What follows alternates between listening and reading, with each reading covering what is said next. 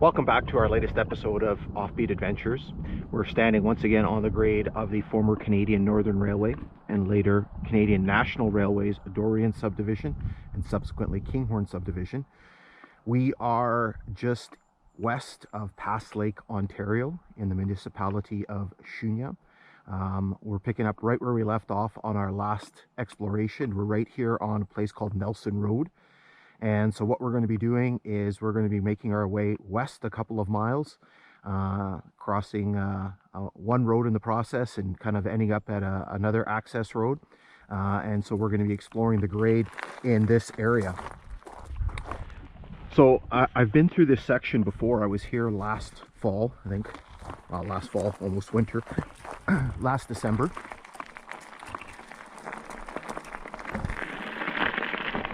And so I am a bit familiar with the geography in the area here.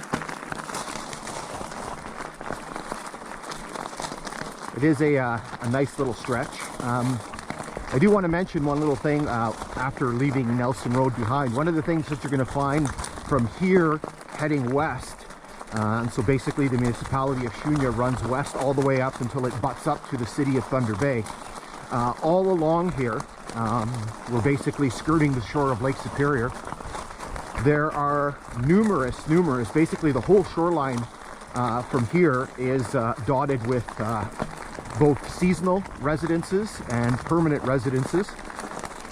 And so there are numerous roads that run south towards the lake.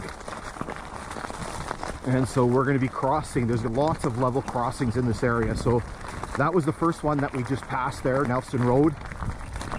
And we're going to be coming up to another one very shortly, El Dorado Beach Road. And we're going to end up our hike today on Birch Beach Road. So it is a beautiful day today. It's the middle of April. Most of the snow has gone. It was quite crisp this morning. It is starting to warm up a little bit. It's supposed to get up to about 11 degrees Celsius. The wind is kind of the killer one, but in along the railway grade here, we're a little bit sheltered. So it's actually not too bad. So we're up on the top of this very high embankment. And there are numerous, if you saw the last episode, there are lots of embankments in this area. Not as many rock cuts. Okay, so we're pulling up to our first stop here. And so one thing you'll notice is the first little bit of the hike here, we're very close to the highway. So you can see just through the trees just to our north there, that is the Trans-Canada Highway. And so if you were to come across Canada, basically you would have to drive on that highway. There's kind of no way around it. So we do have a culvert coming up here. It's not a particularly exciting one, but what we have down here is we basically have the remains of the old culvert. And we'll see if we can kind of run down there and take a look at it. So this was a very common thing, and you're going to see this a few times from here kind of moving west, that they would replace the old segmented concrete culverts and then kind of just leave them right beside where the waterway was.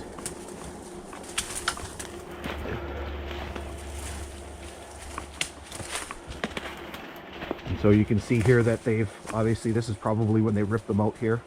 You see all the sort of the reinforcing steel, and again you can see sort of the flanged end here of the culvert. The creek is just right up here, and we're going to we'll jump back up on the grade. And this creek does have a mileage marker, so we're gonna go take a look at that.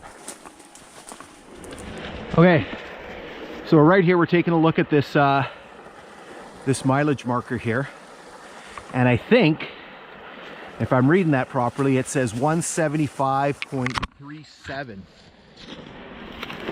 And so that is, again, the mileage on the Kinghorn subdivision. And so when we're taking a look at the original entities, the Canadian National Railways Nippigan Subdivision, or the Canadian National Railways Dorion Subdivision, we have to subtract 49.7 miles. And so that becomes, if my math is correct, 125.67. All right, so we're going to jump back up on the bike here and just keep pushing our way to the west. Okay, so we're back up on the grade here, just continuing to work our way to the west. Again, you can see the highway just to my right, and the vehicles making their way back and forth. It is pretty loud here. So this is probably a good point to start doing our usual history lesson. So this line was constructed by Canadian Northern Railway between 1911 and 1914 and opened for traffic in 1915. This was one of the final pieces in Canadian Northern Railway's transcontinental line. So starting a number of years earlier, around the turn of the century, Canadian Northern had built one of their first sections of line between the then city of Port Arthur, which is now part of Thunder Bay, west to Winnipeg, and then started building a network of lines across the prairies. And then a bunch of years later, they started building north from Toronto and eventually ended up in the Sudbury area. And so this was going to be a connection between those two places, between Port Arthur and the Sudbury area. Now, Canadian Northern was very, very hesitant to build this line because they knew it was going to be extremely expensive and very difficult to build. But unfortunately, they couldn't make any other alternate arrangements to try to make some running rights agreements with Canadian Pacific, and that didn't, amongst others, and that didn't pan out. So they ended up having to build on their own. Now, shortly after, a couple of years after the line here was completed, Canadian Northern started running into financial difficulties, and they were starting to look for assistance from the Canadian government, and eventually by 1918 they were completely taken over by the Canadian government because the company was bankrupt and no longer able to pay its bills. And so basically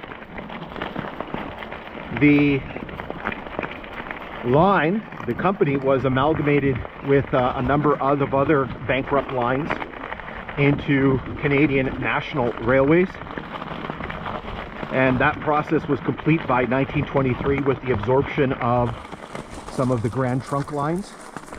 We're entering a little rock cut here. It's not a particularly high one, but it's fairly lengthy. And interrupt myself here. You can see again, as we've seen in many areas along this part of the line here, that very kind of shale-like rock. Okay, very layered, very soft. And so in 1923, the name of this line changed from the Nippigan Subdivision of Canadian Northern Railway to the Dorion Subdivision of Canadian National Railways. And it remained as such until 1960, when the Dorion Subdivision was merged with the more easterly Kinghorn Subdivision, and the whole stretch became the Kinghorn Subdivision, which most people know it as. And that existed until 2005, when Canadian National decided to discontinue service on this line. And then starting in 2008, they began ripping up the rails, and that was done by 2010. So again, we're just proceeding through this rock cut. You can see the very shale-like nature of the rock, very soft. You can see it here on the south side as well. Anybody need a barbecue? You can see there is ice on here. It was pretty chilly last night. think when I woke up this morning it was about -2. We're still kind of what you could probably call early spring here. The snow didn't disappear not that long ago. It was only a few weeks ago we still had snow. So okay, so again, just pushing through this rock cut, and on both sides here again you can just see that very shale-like rock. And so we're coming up to the one crossing that we're going to do today. Oh, Luna saw a squirrel.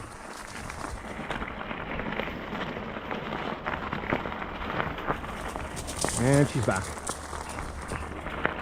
So because we are crossing the road, I did decide to throw her orange vest on, just so she's a little more noticeable. Okay, so this is El Dorado Beach Road. So again, this is one of the numerous roads that kind of run down to Lake Superior. Now, there is something kind of interesting that you're going to see about this, and I'm going to pull up here in a second because I need to grab the dog. I want to make sure she's safe as we cross the road here. You can actually see some of this pieces of timber here. I believe these are probably remnants from the level crossing when they pulled that out. So you'll notice that something unusual happens here with the grade, and I'm going to explain that in a second once we stop here and then kind of get going. All right, so now that I have Luna hooked up here and I can safely cross the road, I'm just, as I mentioned, I want to sort of explain what's kind of going on here. So you'll notice that there's something kind of interesting going on with the grade. There's obviously a transformation that's happened with the road, and once we get up to the top here, I'll kind of explain what's happening. Railway grades don't normally have big hills in them like this. So again, I mentioned earlier that we're very close to the Trans-Canada Highway, which you can just see there. You can see some of the transports passing by. So a number of years ago, what they did was they actually four-laned this highway. And in four-laning, they built the second set of lanes just to the south, and so the highway is a little bit further south than it would have been when the railway was running. And so what they had to do was, because of the highway, they actually had to realign the road here. They had to redo the road, and so the height of the grade here, the height of the road, is much higher than it used to be. And so originally, obviously, it was in line with the railway grade. And so obviously, if the railway was still running, they would have had to change something very, very significantly. I'm not sure what they would have done if the line was still running and they had to do this. Maybe they would have to build some sort of overpass or something. I'm not quite sure. Or really, really radically transform the slope of the road here. But again, that's not an issue anymore. So again, not really used to kind of going up and down hills here on the railway grade, but that's just sort of the nature of the beast here. And again, you can kind of see the height. It's probably, I don't know, it's probably a good 10 feet higher than where the grade is. Okay, so what we're going to do is we're going to continue pushing west here. This section is a little bit longer until we get to our destination at Birch Beach Road, but we'll get going in here in a second.